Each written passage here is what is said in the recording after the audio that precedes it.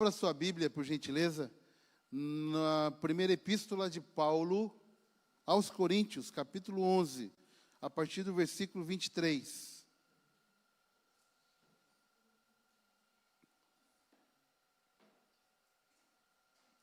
Primeiro aos Coríntios 11, do 23 ao 32.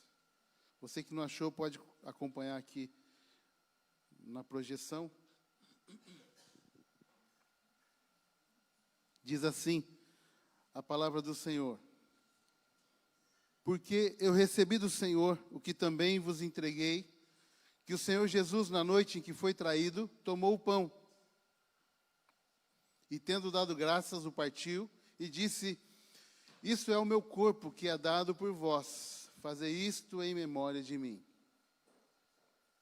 Por semelhante modo, depois de haver ceado, tomou também o cálice, dizendo: este cálice é a nova aliança no meu sangue. Fazei isto todas as vezes que o beberdes em memória de mim.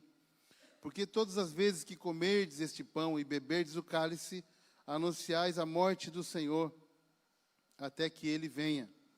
Por isso, aquele que comer o pão ou beber o cálice do Senhor, indignamente será réu do corpo e do sangue do Senhor. Examine-se, pois, o homem a si mesmo, e assim coma do pão e beba do cálice. Pois quem come e bebe sem discernir o corpo,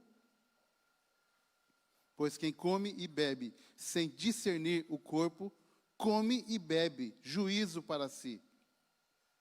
Eis a razão porque há entre vós muitos fracos e doentes, e não poucos que dormem. Porque se nos julgássemos a nós mesmos, não seríamos julgados. Mas quando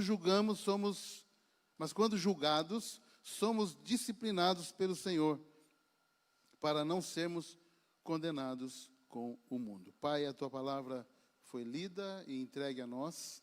Que o Senhor esteja ministrando aos nossos corações.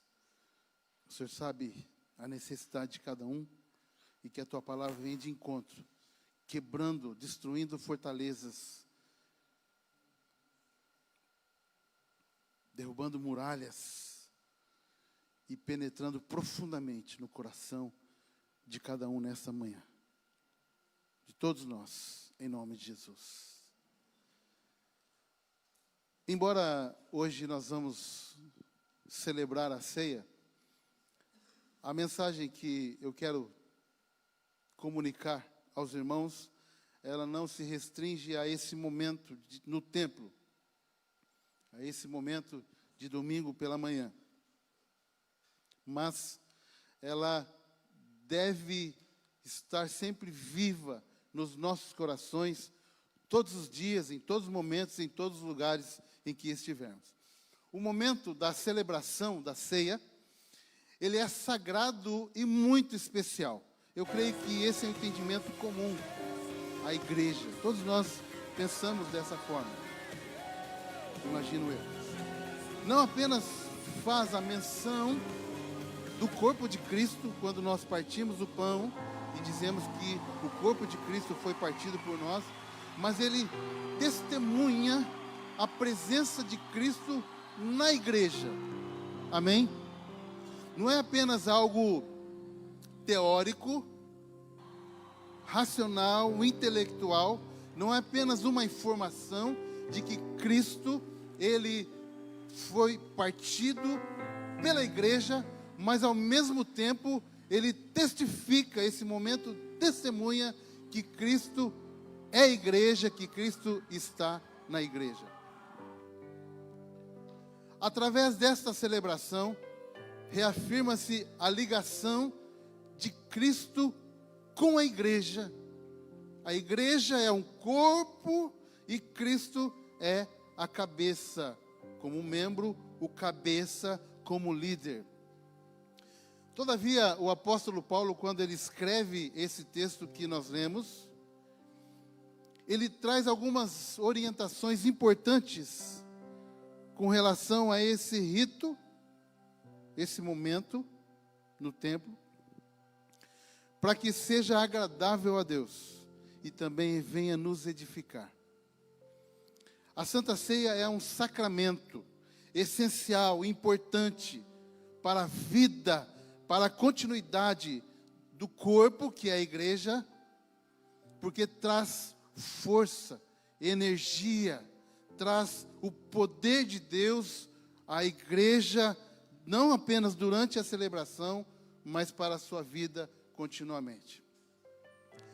E o apóstolo chama atenção para um jeito errado de celebrar a ceia.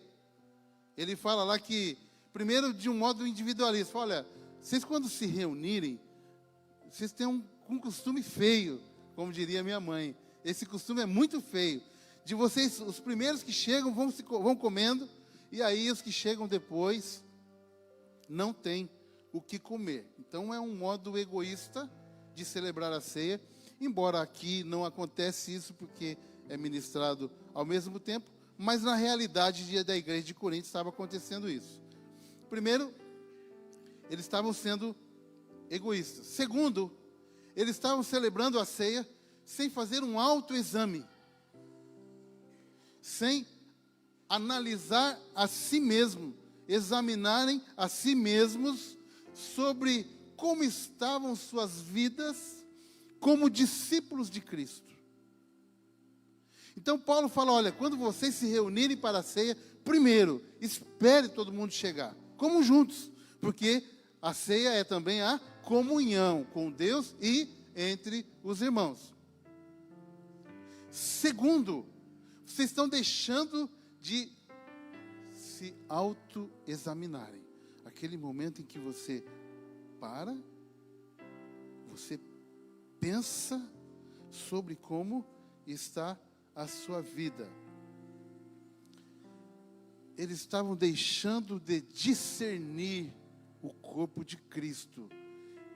E por falta do discernimento do corpo de Cristo, eles estavam tendo alguns problemas. Por isso que o tema dessa mensagem é discernindo o corpo de Cristo. O desejo do meu coração é que quando nós sairmos daqui nessa manhã, nós estejamos aptos, capacitados por Deus, pela sua palavra, na unção do Espírito Santo, a discernir o corpo de Cristo. Por causa da falta de discernimento da igreja de Coríntios, havia entre eles muitos fracos e que os sonolentos, os que dormiam. A sonolência é um estado físico que em muitos trechos da Escritura, ela faz parte de alguém que não está bem espiritualmente ou emocionalmente. E por isso essa pessoa se recolhe ao sono. Já aconteceu com você? De você estar com sono, você já ter dormido, está com sono. E aí você percebe que você não está só com sono, você está triste, desanimado, frustrado. Porque muitas vezes o sono é também, muitas vezes, nem sempre, mas é também um sinal de depressão. O sono muitas vezes, ele é uma fuga para as pessoas. Jonas, por exemplo, ao desobedecer a ordem de Deus de ir pregar em Nínive, ele pegou um barco em direção diferente, foi para Tarsis, e de repente uma tempestade começou a bater aquele navio, e eles, olha, tem um cara ali que está dormindo. Jonas estava em sono profundo. A Bíblia diz lá em Jonas capítulo 1, versículo 5, que ele dormia profundamente. Teve uma situação, quando eu morava em São Francisco, nós fizemos um consórcio de dinheiro e tal. Eu peguei uma bolada de dinheiro e pus no bolso, tinha um bolso grande e tal, dinheiro que eu vinha acumulando meses trabalhando, e trabalhando 12, 15 horas por dia, todos os dias. Quando eu cheguei em casa, faltava $1.400. Eu não pensei no dinheiro pelo dinheiro, eu pensei nos dias, nas horas trabalhadas, que era difícil. Isso equivale a tantos dias de trabalho. Eu fui para casa, já estava em casa, eu fui para a cama dormir. Se fosse confortável, eu ia dormir embaixo da cama. Eu fiquei mal aquele dia. São situações que nós passamos, que trazem sonolência. Jesus, quando estava falando aos seus discípulos, Marcos capítulo 13, 36, 37, ele fala assim: olha, cuidado, que quando o Filho do Homem vier, para que eles não peguem vocês dormindo. Davi, ele deixou de ir à guerra, que era uma obrigação do rei, de liderar o seu exército, e ele ficou em casa dormindo, e ao se levantar, ele caiu em adultério. O sono é uma bênção de Deus, mas muitas vezes o sono, ele é apenas um escape que nós usamos. Isso pode até fazer parte da nossa biologia, do nosso corpo, o sistema do nosso corpo, e às vezes nós usamos para fugir de uma realidade difícil, de uma frieza espiritual. O sono espiritual, ele nos afasta do foco de Deus, de onde Deus quer nos levar, porque nós estamos dormindo. E a igreja de Corinto tinha muitos entre eles que estavam dormindo numa sonolência espiritual, porque não conseguia discernir o corpo de Cristo. Paulo diz também que, por falta de discernimento do corpo de Cristo, havia entre eles os que estavam enfermos.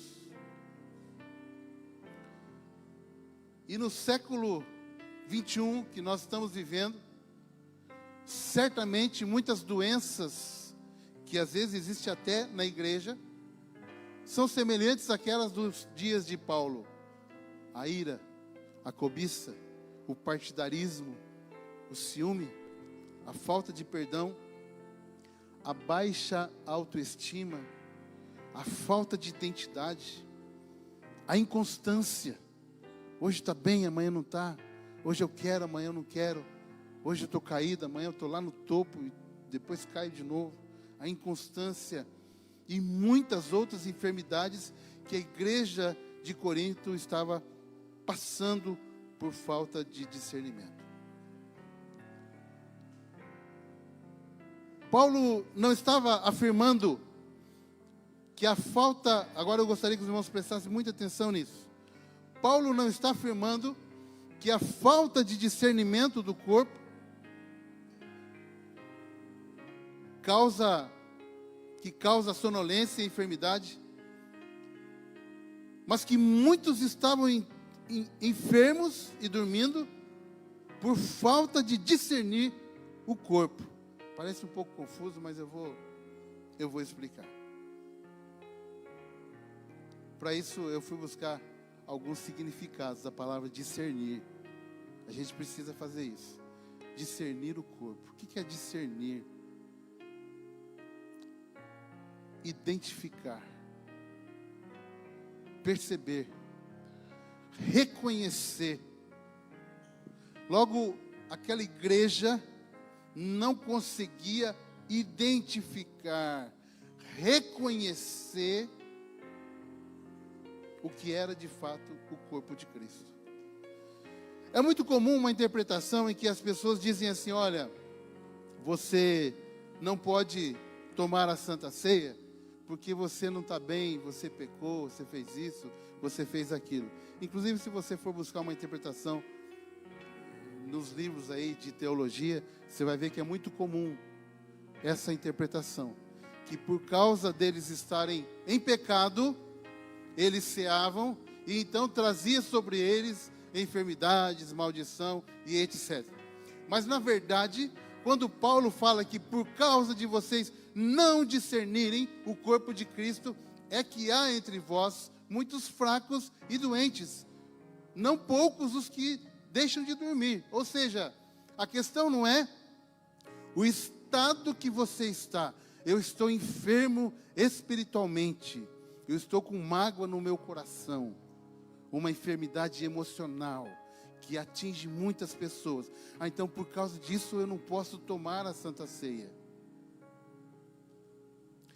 Eu falei ontem algo ruim para minha esposa, para o meu esposo, para um amigo de trabalho, então por causa disso eu não posso tomar a Santa Ceia, porque Paulo fala lá em 1 Coríntios 11, que se eu fizer isso, eu vou ficar mais doente ainda, e vou estar numa dormência espiritual.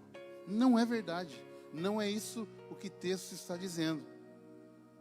Porque a ceia, embora seja um ato sagrado, especial, importante, ele é um momento, um ato que traz vida à igreja. E a vida nada mais é do que um impulsor de libertação, de alegria, de contentamento, de perdão.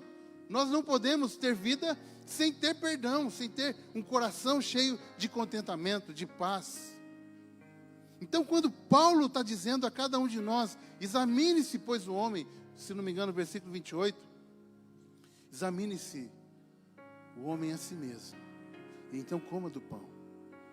Porque se não discernir o corpo, nós estaremos então trazendo sobre nós, ou mantendo as enfermidades que já existem. A questão não é comer assim, dessa maneira ou da outra, e então eu fico enfermo. A questão é que muitas vezes a enfermidade já está ali. Eu vou repetir essa parte, que eu creio que vai ficar mais claro para nós. A questão não é do jeito que você está e você come, e isso traz maldição sobre a sua vida, traz enfermidade e sonolência. Não é isso que o texto está dizendo. O texto está dizendo que, por não discernir o corpo, é que há entre vós muitos enfermos e não poucos os que dormem. Percebe? A questão é que nós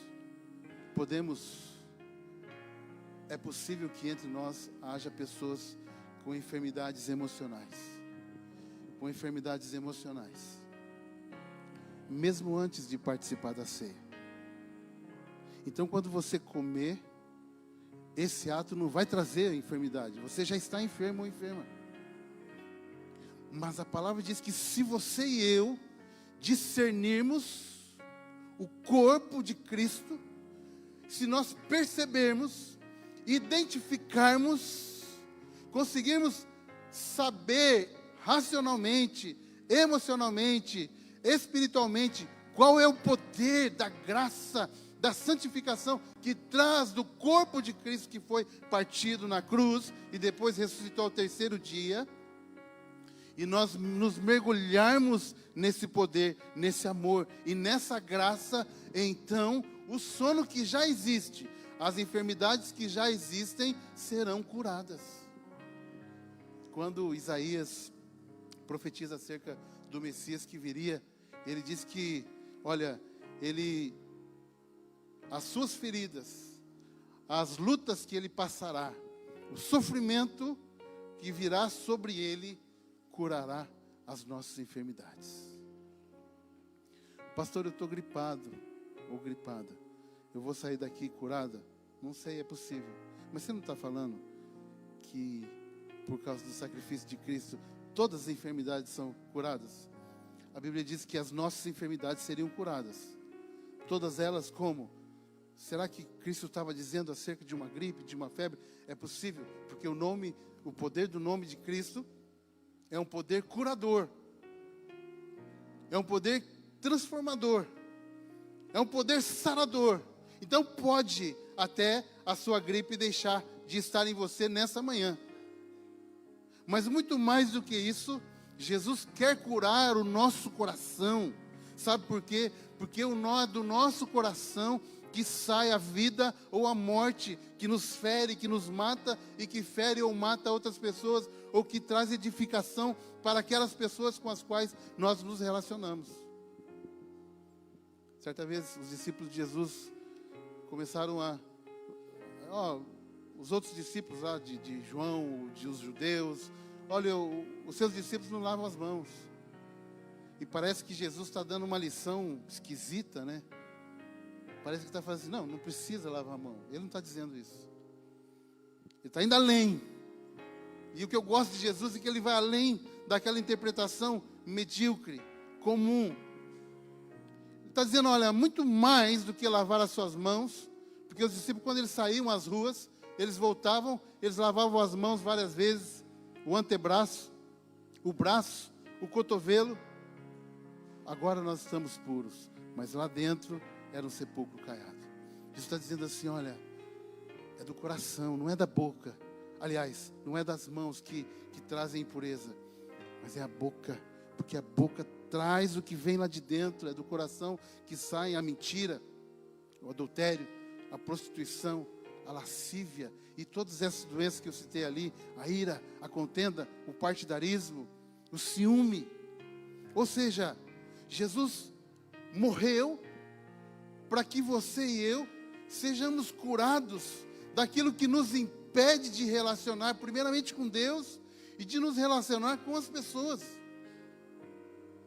As enfermidades que estão em nós, ou em algumas pessoas, impedem muitas vezes de conseguir conversar com aquelas pessoas mais próximas de você. E essa enfermidade precisa ser curada.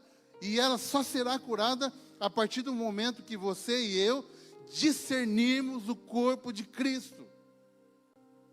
Pastor, eu ainda não consegui discernir ainda com essa mensagem. Vamos lá. O corpo de Cristo é a igreja. Repete comigo.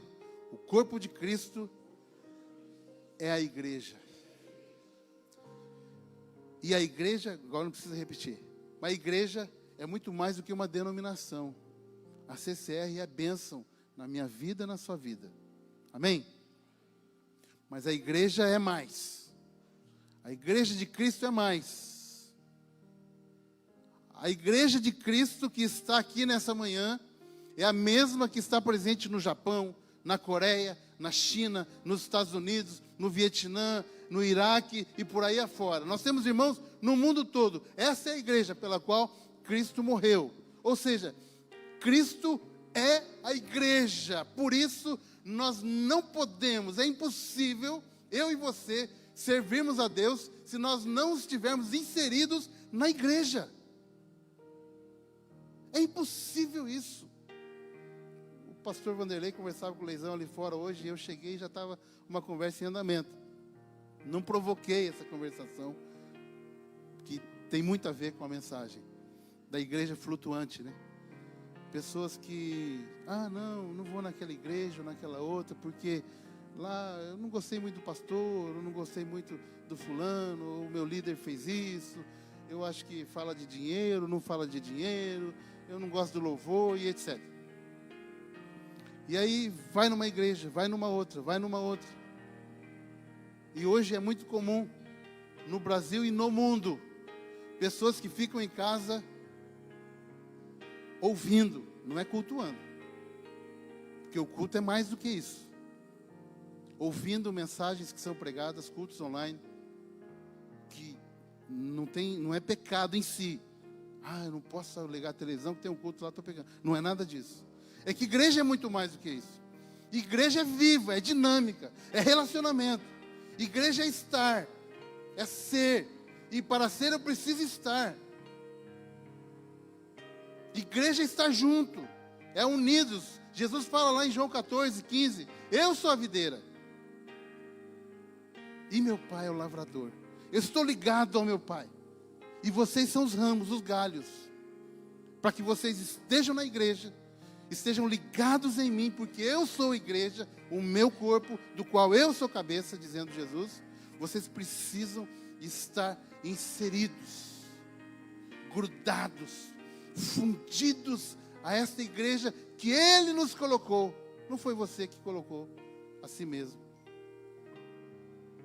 A igreja, quando nós conseguimos discernir que o corpo de Cristo é a igreja, e começamos a viver a nossa vida eclesiástica, a nossa vida espiritual, não mais individualmente apenas, porque eu também sou igreja quando estou sozinho lá no meu trabalho. Eu sou igreja quando estou sozinho lá num órgão federal, municipal.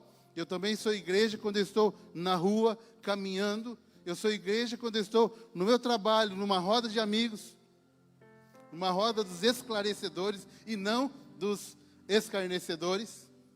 Eu sou igreja. Então, eu começo a entender isso e perceber que a minha cura, ela está na igreja, porque Jesus é a igreja. A igreja não é Jesus, mas Jesus é a igreja. Primeiramente, quando eu percebo isso, eu percebo que a igreja é o corpo de Cristo, e a palavra diz então que essa comunidade, ela é transformadora. Quantos testemunhos nós teríamos aqui nessa manhã, se abríssemos uma oportunidade para testemunho? Inclusive, o Tiago deu um testemunho quarta-feira. Quantos testemunhos impactantes como aquele tem aqui nessa comunidade? E nem tantos outros que falam, oh! Mas são testemunhos em que Deus nos tirou a todos do inferno, das mãos, das garras de Satanás. Talvez você não estava envolvido com drogas, com prostituição, com roubo, com assassinato, mas todos nós éramos pecadores, todos nós éramos pecadores, desgarrados, afastados de Deus. E é isso que Paulo fala em Romanos capítulo 3, 23, porque todos pecaram e destituídos estão da glória de Deus, separados, distantes. E ele fala ainda capítulo 6, versículo 23, que o salário do pecado é a morte. Estávamos mortos sem Cristo.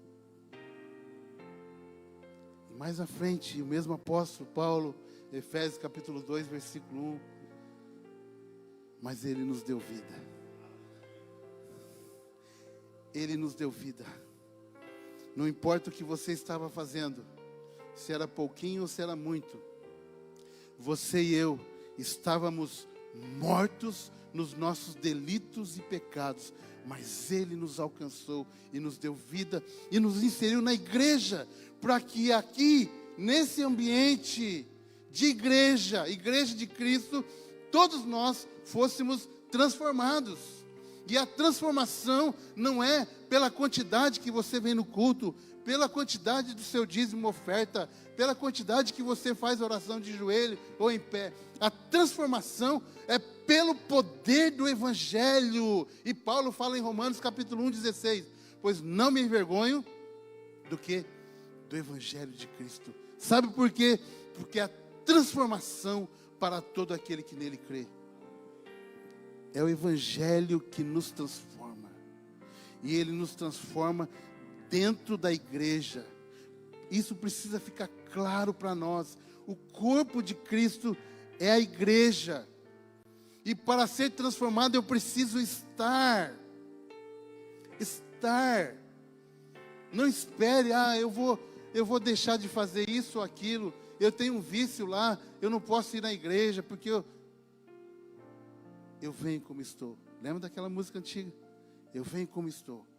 Cristo quer você do jeito que você é. Sabe por quê? Porque enquanto nós estivermos aqui antes da volta de Cristo, por mais santo que você seja, por mais perfeito que você e eu possamos ser, melhorando a cada dia, e essa é a transformação do Evangelho, dia após dia. Hoje, eu disse isso domingo passado, retrasado, hoje melhor do que ontem, e amanhã melhor do que hoje. Mas por mais que nós estamos sendo melhorados por Deus, transformados por Deus, ainda enquanto Cristo não vier, nós não somos nada. Quando Cristo voltar e nos ressuscitar dentre os mortos, se estivermos morrido em Cristo, ou nos arrebatar, então nós seremos transformados. Aí sim, aí tudo está perfeito, aí tudo está maravilhoso. A igreja, que é o corpo de Cristo, é uma comunidade transformadora, amém? Mas ela é também uma comunidade terapêutica.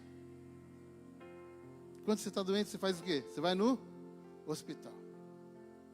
E lá, se você fizer uma pesquisa de campo, você vai encontrar gente com todo tipo de enfermidade. E às vezes até o médico tem lá que está com uma gripinha, uma tosse, uma coisa ou outra. A igreja, ela é, para a gente entender melhor, um hospital, onde todos estamos sendo curados e trabalhados por Deus. Mas para isso, como eu já disse, nós precisamos pela fé, nos apropriar dessa cura que foi liberada à igreja. Por isso que lá em Tiago, diz assim: está alguém entre vós sofrendo? E pode ser o sofrimento de uma enfermidade. Está alguém entre vós sofrendo? O que ele fala? Capítulo 5, versículo 13. Ore. Você está sofrendo, meu irmão? Minha irmã?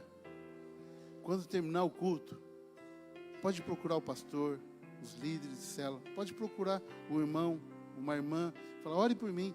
Igreja é isso.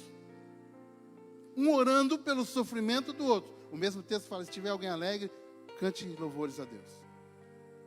E na mesma carta de Tiago, capítulo 5, versículo 15, ele fala assim: está alguém dentre vós doente? Porque Tiago já tinha discernido o corpo.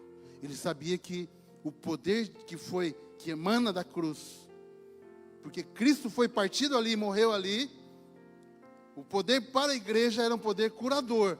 Está alguém dentre vós doente? Chame os presbíteros ou pastores, e esses façam oração sobre ele, ungindo com óleo em nome do Senhor. A oração da fé salvará o enfermo, e o Senhor o levantará, e se houver cometido pecados, ser-lhe-ão perdoados. Sabe por quê? Porque a igreja é o corpo de Cristo. Se você ama esta igreja, a igreja de Cristo, e entende isso, as suas enfermidades estão sendo curadas por Deus. E talvez você não goste de tudo aquilo que você vê aqui. E se você for na maior e melhor e mais perfeita igreja desse universo, lá também você vai ver coisas que você não gosta. Eu amo cada um de vocês, sem conhecer muito. Pastor, mas como é possível isso? Sabe por quê? Porque eu decidi amar vocês. Eu decidi. Mesmo aqueles que eu estou vendo pela primeira vez. Mesmo aqueles que eu não sei o nome. Mas como é possível isso? Porque amor não é sentimento. Talvez o meu sentimento não está batendo muito com aquilo, o seu jeito de ser. E isso é comum, sabe por quê? Porque nós não somos iguais. Nós somos diferentes. Nós pensamos diferentes. E glória a Deus por isso que somos diferentes. O seu jeito de ser nem sempre me agrada. E o meu jeito de ser também não agrada a todos. E talvez não agrada a muitos. Precisamos reconhecer, discernir o corpo, identificar o corpo de Cristo. E o corpo de Cristo é a igreja, na qual você e eu estamos inseridos. E é na igreja que você e eu somos transformados. É na igreja que você e eu somos curados. É na igreja que as enfermidades podem ser curadas e os pecados perdoados. Pois Cristo se faz presente no meio dela. Sabe por quê? Porque Cristo faz parte dela. Eu vou ser bem sincero. Se você me perguntar assim: pastor, você está sentindo a presença de Deus aqui? Você está sentindo que Jesus está aqui nesse lugar? Não estou sentindo nada. E glória a Deus se você estiver sentindo. Meu Deus, como é que pode? Pode! Fé vai além de sentimento. Você não precisa arrepiar os pelinhos do seu braço. Fé, você crê. Eu creio que Jesus está comigo aqui, ministrando para vocês. Eu creio que Jesus está do lado de cada um de vocês, sentado, alguns até um pouco sonolentos. Que isso acontece. Um dia eu estava pregando sobre os sonhos de José. Falei: você precisa ter sonhos. E tinha alguém no primeiro banco aqui, estava dormindo. Eu falei: esse está tendo sonho mesmo. Jesus estava com aquela pessoa no momento daquele sono. Ah, mas onde já se viu? Jesus está com a gente nas nossas fraquezas. Jesus não quer esperar que você fique forte para vir à igreja, para ser igreja. É do jeito que você está que Ele te ama, que Ele me ama. Do jeito que nós somos, Ele quer curar as nossas enfermidades, sarar a nossa alma e transformar o nosso caráter à sua própria semelhança. Quem aqui quer ser igual a Cristo? Não precisa ter medo não, irmãos. Nossa, será que eu posso? Deve. Não só pode como deve. Deus quer nos transformar a imagem, a estatura do varão perfeito. Por último, o Salmo 103, versículo 3 diz: é Ele que perdoa todos os seus pecados e cura todas as suas doenças ou enfermidades. Onde que Cristo cura as suas enfermidades e perdoa os seus pecados? Na igreja. Fora da igreja não tem evangelho. Fora da igreja não tem cura. Fora da igreja não há libertação. Fora da igreja não há perdão, restauração. Fora da igreja não há vida. Porque estar fora da igreja é estar fora do corpo de Cristo. E fora o corpo de Cristo, que é o único meio de salvação, de transformação. João 14,6. Eu sou o caminho, a verdade e a vida. Não há vida. E onde não há vida, há morte. Simples assim. Um dia, conversando com um pastor, coordenador de um centro de recuperação de dependentes químicos, ele me disse uma frase que, assim, de uma simplicidade tamanha, mas que falou tanto no meu coração. Tamanho era o poder daquela frase. Ele disse assim: onde tem Deus, tem vida. Onde não tem Deus, não tem vida. É o mesmo que João fala lá em 1 João capítulo 5, versículo 12. Quem tem o Filho, tem a vida. Quem não tem o Filho de Deus, não tem a vida. Eu quero concluir essa mensagem. Preste atenção agora, nós vamos ter um momento de ceia. Nos apropriando da palavra que Paulo escreveu aos Coríntios. Eu compartilho com vocês aquilo que eu recebi. Que no dia em que Jesus Cristo, na noite em que foi traído, ele tomou o pão, partiu, tendo dado graças, deu aos seus discípulos, dizendo: este é o meu corpo, partido por vós. Semelhantemente, ele tomou do cálice, deu aos seus discípulos, e disse: esse é o meu sangue derramado por vós. Nós não podemos sair daqui da mesma maneira que nós entramos. Não importa o que tem ou o que tinha no seu coração, no meu coração. Nós não podemos sair daqui da mesma maneira. Nós não podemos sair daqui sonolentos. Nós não podemos sair daqui enfermos. A nossa alma precisa ser curada, sarada pelo poder do corpo de Cristo, que é a igreja na qual eu e você estamos nela. Nós não podemos sair daqui do mesmo jeito. Feche os seus olhos. Aí onde você está, sentadinho, mas feche os seus olhos. E eu quero dar alguns minutinhos.